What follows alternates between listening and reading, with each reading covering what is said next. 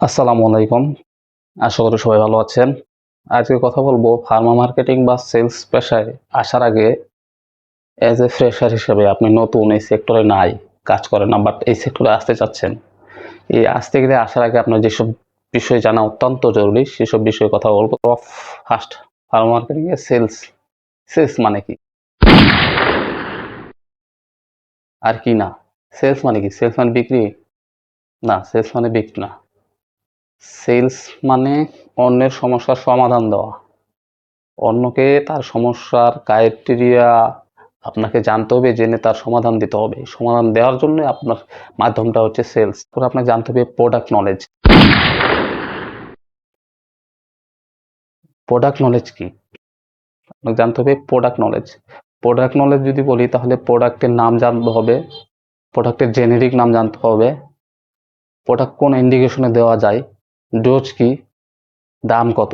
পাশাপাশি এই প্রোডাক্টের প্রতিদ্বন্দ্বী যে প্রোডাক্ট আছে এটা মার্কেটের ডিমান্ড কেমন, এটা মার্কেটে দাম কেমন। পরে যদি বলি নাম্বার অফ 3, টার্গেট ও প্রেশার ম্যানেজমেন্ট। অর্থাৎ আপনার সেলস মার্কেটিং এ টার্গেট মাথায় নিয়ে কাজ করতে হবে এবং এটার একটা প্রেশার থাকবে। প্রেশার মাথায় নিয়ে আপনাকে কাজ করতে হবে।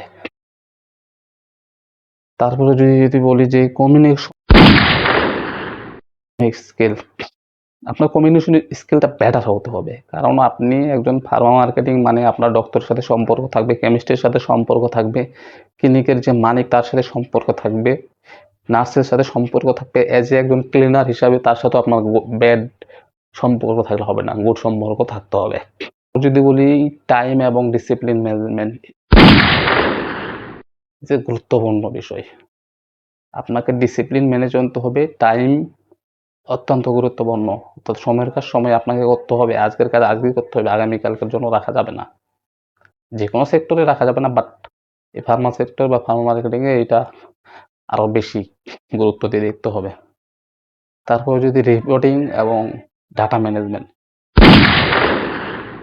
ফার্মা মার্কেটিং এ আপনার রিপোর্টিং এবং ডাটা ম্যানেজমেন্ট গুরুত্বপূর্ণ, কারণ এটা আপনার সব সময় করতে হবে। প্রতিদিনের যে ডেইলি কল রিপোর্ট, ডক্টরের কল রিপোর্ট, সেলস শিট, তারপরে সিআরএমএম সব জানতে হবে। তারপর অ্যাপ ব্যবহার সম্পর্কে জানতে হবে, আপনার কোম্পানির নিজস্ব অ্যাপ ব্যবহার সম্পর্কে জানতে হবে, এক্সেল সম্পর্কে জানতে হবে, ডেস্ক কোড ও প্রেজেন্টেশন স্কিল। এই ডেস্ক কোডটা কি আপনাকে ভালো একটা গুড ডেসে থাকতে হবে। অ্যাট লাস্ট টাই শার্ট ভালো পোশাক পরতে হবে, কারণ আপনি আপনার চলাফেরা সমাজের হাই লেভেলের সাথে মানে ডক্টরের সাথে। সো তাদের সাথে আপনি যখন চলাফেরা করবেন তো আপনার একটা ভালো ড্রেস কোড প্রয়োজন। সো এই বিষয়টা মাথায় রাখতে হবে। পাশাপাশি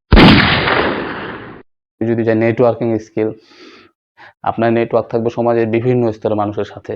সো আপনার নেটওয়ার্কিং স্কিলটা খুব বেটার হতে হবে। এই বিষয়টা আপনাকে অবশ্যই গুরুত্বপূর্ণ সহকারে দেখতে হবে। কারণ এজ এ ক্লিনার, একজন না ক্লিনিকের ক্লিনার থেকে শুরু করে মালিক পর্যন্ত আপনার সম্পর্ক থাকবে। সো আপনার এই জায়গায় নেটওয়ার্কিং বিষয়টা গুরুত্ব দিতে হবে। তারপর একটা রিজেকশন হ্যান্ডেলিং যেটাকে বলে, অর্থাৎ আপনি ডক্টরের কাছে যাবেন, আপনার প্রোডাক্ট যে লিখবে তা না। ১ মাস, ২ মাস, ৬ মাস যাবেন, এমনও ডক্টর আছে আপনার প্রোডাক্ট লিখবে না। বাট আপনাকে যেতে হবে। সে রিজেকশন করলে আপনাকে যে যাবেন না তা না। ড কেমিস্টে যাবেন অর্ডার নিতে, অর্ডার দিবে না। না বলবে। এই না এর মধ্যে থেকেই হ্যাঁ করার মন মানসিকতা নিয়ে আপনাকে কাজ করতে হবে ফার্মা মার্কেটে। তারপরে যদি এট লাস্ট বলি যে অভ্যন্তরীণ যে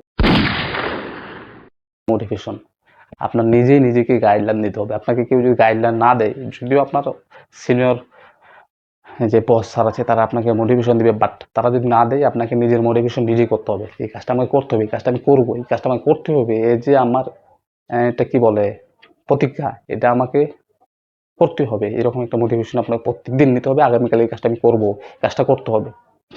সো আশা করি এই 10টা বিষয় আপনারা নিয়ে, এই 10টি বিষয় মাথায় নিয়ে ফার্মা মার্কেটে আসবেন, সফল হবেন। অল দ্য বেস্ট সবার জন্য, শুভকামনা। আসসালামু আলাইকুম।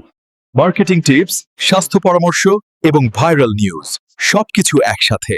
ভয়েস অফ সিমুল আপনার পাশে।